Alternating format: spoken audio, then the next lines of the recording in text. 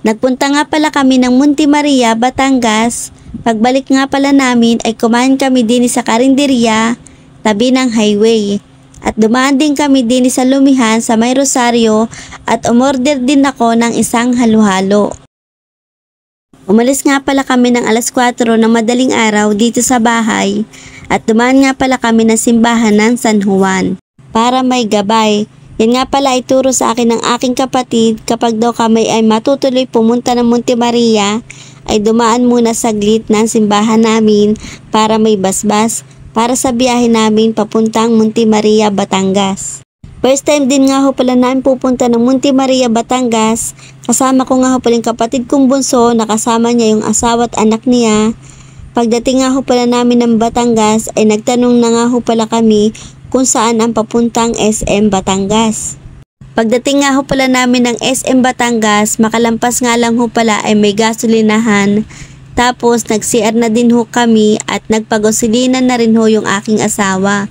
At nagtanong na rin ho pala kami din kung saan ang daan papuntang Monte Maria, Batangas. Sabi nga ho pala sa amin ng mga driver ng tricycle, kami muna daw ho ay magpagosolina dahil sa dadaanan ho namin ay wala ng gasolinahan. Kaya naman ho ay kami ay nagpagosolina muna.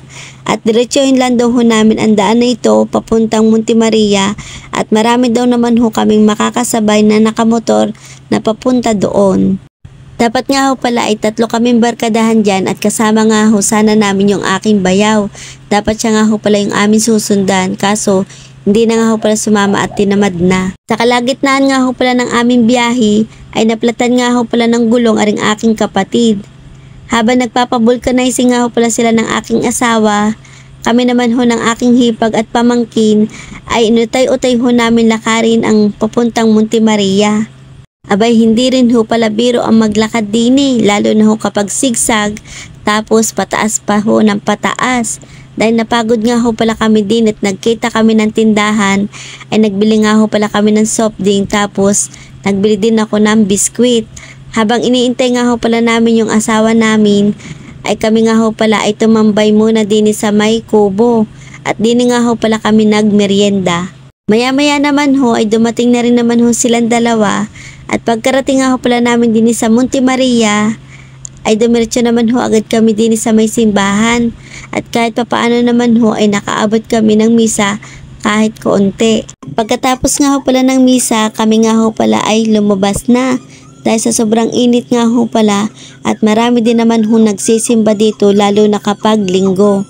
Paglabas nga ho pala namin ng simbahan, ang simbahan nga ho palang ito ay nasa ilalim ng rebulto ng Mahal na Birheng Maria. Mula dito sa taas ay matatanaw ninyo ang magandang view at malawak na karagatan na nakapalibot sa rebulto ng Mahal na Birheng Maria. Last year ko pa nga ho pala talaga gustong pumunta rito, kaso nga lang ho hindi matuloy-tuloy at dahil nga ho busy sa trabaho.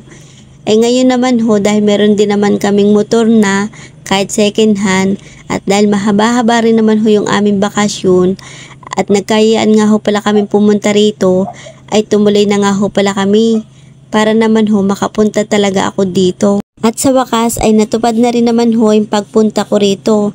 Maya-maya naman ho ay kami ay umalis na rin naman ho at dahil ho nagugutom na yung aming kasama at saka rin ho kami.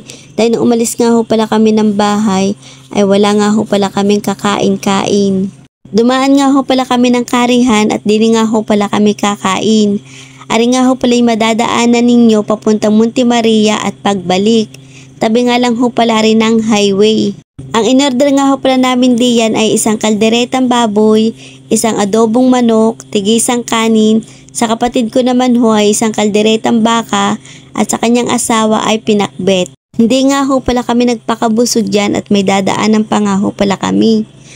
Makalipas nga ho palang ilang oras namin biyahe, pagdating nga ho pala namin din sa May Rosario, din nga ho pala kami maglulume kay Kuya Peters.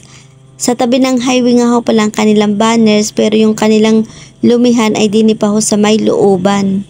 Pagdating nga ho pala namin din sa loob, ang inorder nga ho pala namin diyan ay San Jumbo at isang special na lomi. Tapos sa kapatid ko naman ho ay isang chami at sa kanyang asawa isang special lomi. Makalipas nga ho palang ilang minuto, maya-maya naman ho ay dumating na rin ho yung order namin lomi. Yan nga ho palang jumbo ay nasa halagang 95 pesos. Tapos ang sumunod naman ho dyan ay 65 pesos. Tara mga kalinggit, kain ho tayo din ng lomi. First bite nga ho pala ay masarap yung kanilang lomi, tapos marami pang toppings. Kung gusto nyo pa ho ng maraming toppings ay pwede kayo mag double toppings. Yung chicharon nga ho pala nila diyan ay sariling gawa, masarap na at crispy. Pagkatapos ko nga ho pala mag-lomi diyan, nag-order naman ho ko dyan ng halo-halo sa halagang 60 pesos. Yung toppings naman ho ng kanilang halo-halo sa ibabaw ay may ice cream, tapos yung lasa ho ng kanilang halo-halo ay masarap din naman. Pagkatapos nga ho pala namin kumain dyan ay nagbayad na nga ho pala kami at kami nga ho pala ay uuwi na. Kung kayo nga ho pala ay mapapapunta din sa San Juan ay siya daan na ho kayo din sa lumihan ni Kuya Peters at masarap po ay siya. Hanggang dito na lang, bye bye!